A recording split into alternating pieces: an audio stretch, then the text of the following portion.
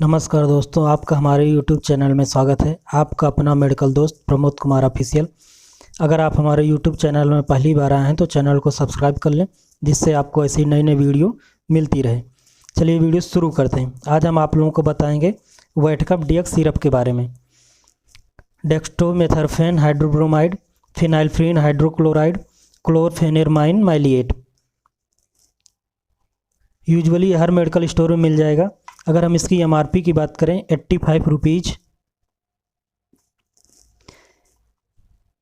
इसका उपयोग सूखी खांसी, जुखाम, गले में खराश, फीवर, बहती नाक, सीने में जमे हुए कफ को निकालने में मदद करता है। पुरानी से पुरानी खांसी, जुखाम को हमेशा के लिए ख़त्म कर देता है।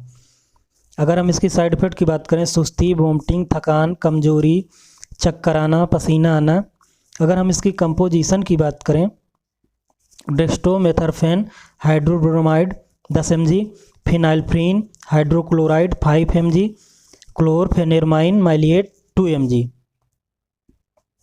अगर हम इसकी डोज की बात करें तो एडल्ट में 10 ml दिन में 3 से 4 बार। अगर हम बच्चों में बात करें 6 से 12 साल के बच्चों के लिए 5 ml दिन में 3 से 4 बार।